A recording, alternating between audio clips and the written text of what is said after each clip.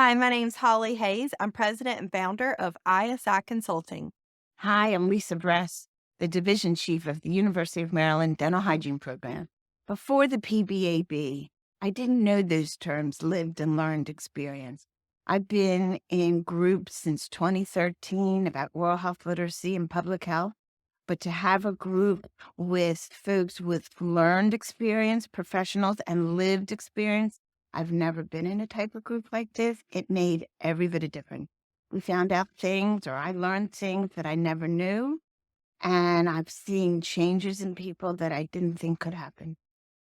And I learned that integration is everything. When we're dealing with complex issues such as oral health equity or anything, like it's important that folks talk to each other and communicate and work together. And I've realized that integration can be really simple, but it takes a lot of thought into thinking about how to meaningfully integrate oral health providers and prenatal health providers and moms and school systems. And without the integration, we're not going to make system change. Absolutely. I mean, it's been the rage and in the literature, but to see it happen right before our eyes has been Yeah, amazing. yeah, it's really encouraging. My perspective around equity has really changed. I mean, I've heard the term equity and diversity, equity, inclusion for so long, but if anything, I've learned equity is messy.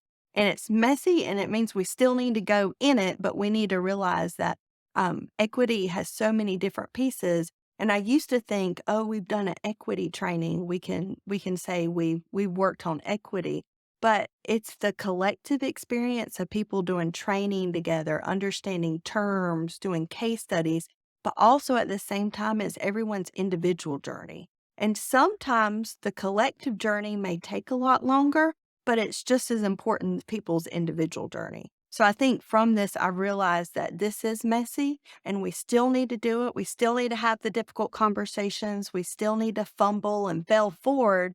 And at the same time, recognize that group journey only happens when we individually do our own equity journey.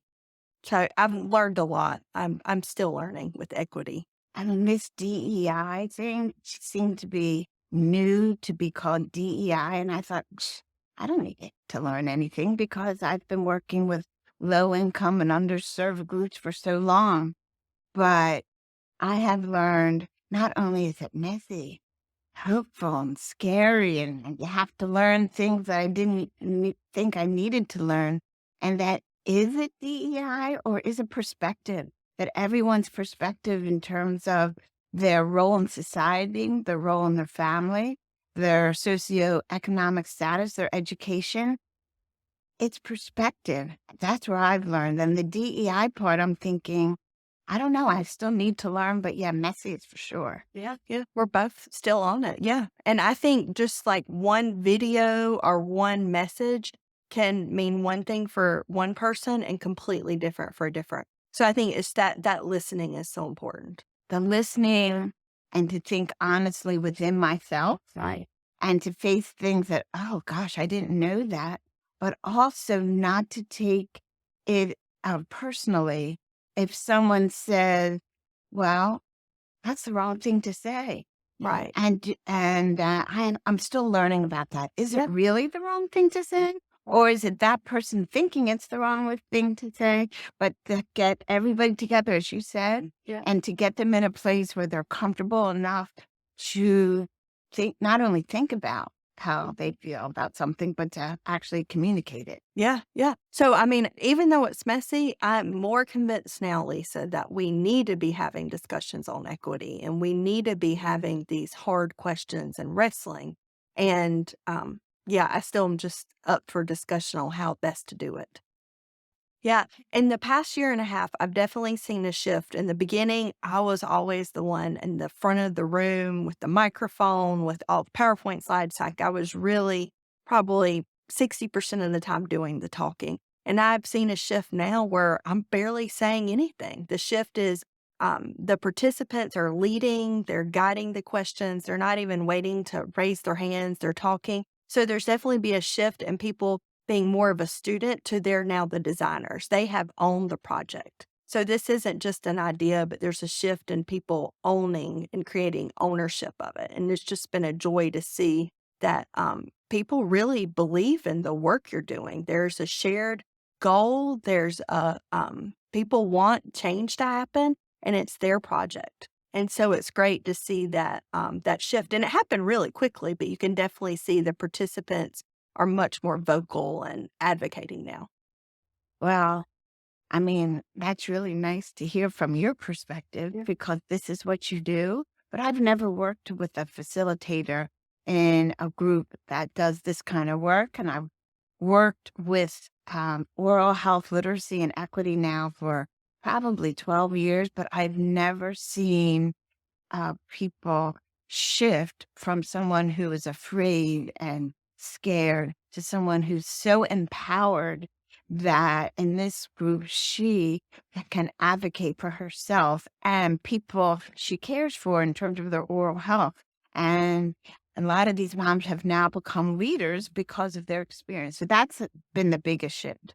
The biggest takeaway I'd love to tell somebody who's trying to do the work that you and I are doing is that we need to take the long game. That a lot of the work people are trying to work on, like obesity or access to care or social change, is these things take a long time. So it's so important that you focus on bringing groups together, but you may not see the changes you're looking after for like till year 3, year 4, year 5. So take the long game and really focus in year 1 and year 2 on relationships and process. I can't or what's the word? I can't Underscore. underscore the importance of relationships. That once you really develop that time for people to have the meaningful relationships and really have authentic dialogue, then you can work on some processes and ways to get it, and then you're going to get the results.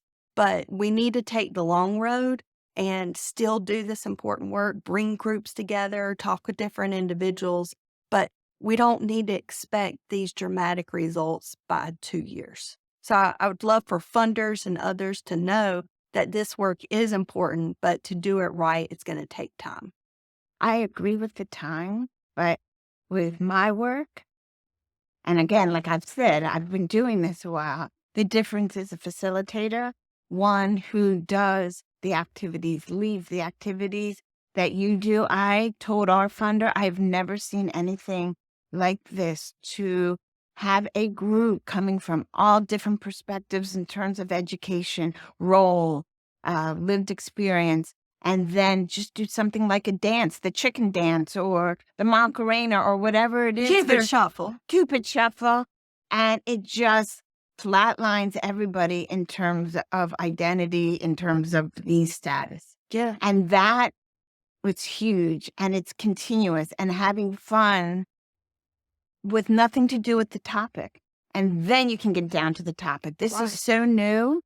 And I would never want to lead a project like this again or have a leader who's in the project because you keep meeting about the same thing and being all excited about the goals and you never get there. But we're getting there. Yeah. I'm so grateful. Yeah. And you can have meetings and still have fun and still get to the results. So, yeah, I think the great thing with this is we didn't care about job titles or we didn't care about what positions people held. It was all about every single person in there. That room was there for a reason. Their perspective matters. And we wanted to get everybody's input, not just a director. And they felt it. And that's the takeaway, that if people feel it, then they'll be that much more engaged and you'll be that much more productive.